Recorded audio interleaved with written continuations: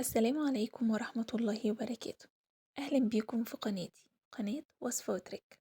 إن شاء الله النهاردة هنعمل مع بعض الحلبسة، وهنجهز لها دقة خطيرة زي بتاعة المحلات بالظبط.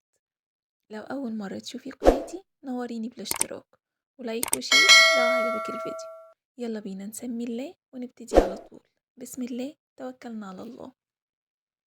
أول حاجة هنحضرها معانا هي حمص الشام.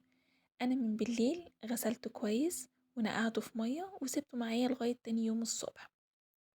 عايزة أقولك على حاجة مهمة، كل ما تطولي من مدة النقع كل ما هتقللي أو تقصري معاكي من مدة التسوية.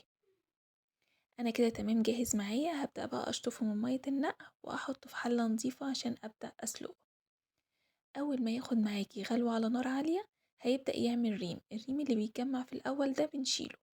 بعد كده بيبدأ يعمل ريم خفيف خالص، ده بيبقى صعب انك تتحكمي فيه وتشيليه زي ما هتشوفي معايا كده بالظبط. انا دلوقتي كده بشيل الريم اللي اتجمع، بعد كده خلاص في حاجات خفيفة بتتكون على الوش تمام كده.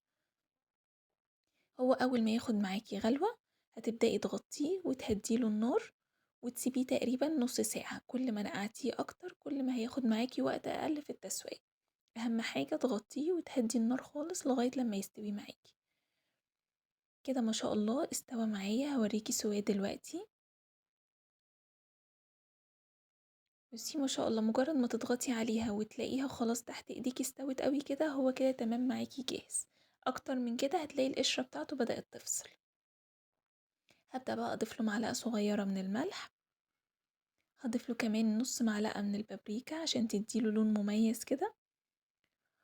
وهنضيف بقى معانا دلوقتي معلقة من الصلصة، صلصة الطماطم، معجون الطماطم الأحمر العادي. طيب لو انتي ما عندكيش صلصة ممكن تستغني عن الخطوة دي وتجيبي طماطمتين وتضربيهم في الخلاط كويس، بس يا ريت تصفيهم علشان الحلبسة معاكي ما يبقاش فيها قشور او بذر طماطم. انا في المرحلة دي ما بضيفش اي توابل، انا بس هضيف دلوقتي معايا 4 أو 5 فصوص من الثوم، وبعدين اغطيه واسيبه تاني على نار هادية علشان الحمص والدقة بتاعته تبدأ تشرب من الحاجات اللي احنا حطيناها، الملح والبابريكا والصلصة والثوم. في الوقت ده انا ببقى مجهزة جنبي مية بتغلي، ابدأ بقى ازود كمية المية. طبعا انتوا عارفين هي الحلبسة حلاوتها في ميتها، حطي بقى مقدار المية اللي انتي شايفاه مناسب ليكي. كده تمام بقى، هبدأ بقى اغطيها واسيبها تاخد غلوة الاول واغطيها، وبعدين على نار هادية خالص لغاية لما ابدأ احضر معايا الدقة. كده تمام هي جاهزة معايا، هبدأ بقى اغطيها ونجهز معانا الدقة بتاعتنا. انا معايا 4 ليمونات كانوا مليانين ميه، يعني على حسب بقى انتي كمية الليمون بتاعك فيه ميه قد ايه، تقريبا عملوا معايا ربع كوباية. ضفت عليهم معلقة من الخل، معايا بقى نص معلقة صغيرة من الملح، نص معلقة صغيرة كمون، نص معلقة من التوم البودر. هبدأ افضيهم على الليمون والخل. انتي بقى في المرحلة دي عايزة تضيفي الشطة تمام.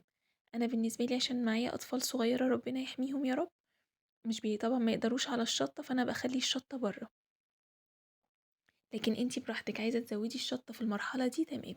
كده ما شاء الله الدقة جاهزة معاكي، مش كل شوية تقومي تجيبي ليمون واللي يقولك زودي ليمون واللي يقولك لا ده محتاجة كمون. كده خلاص، اللي محتاج ان هو يزود الدقة شوية بياخد معلقة ويزودها في الكوباية. كده خلاص تمام، الحلبسة معانا سخنة مولعة، نبدأ بقى على طول نغرفها نحطها في الكوبايات.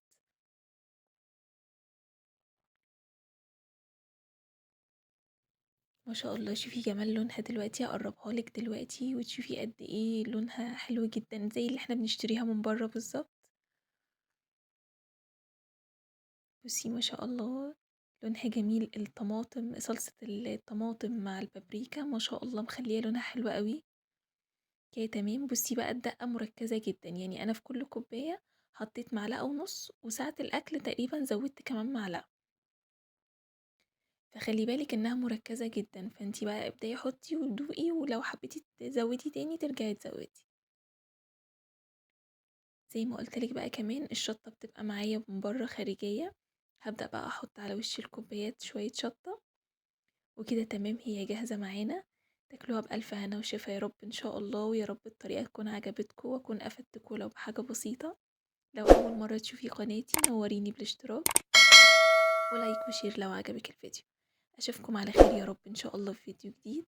السلام عليكم ورحمة الله وبركاته.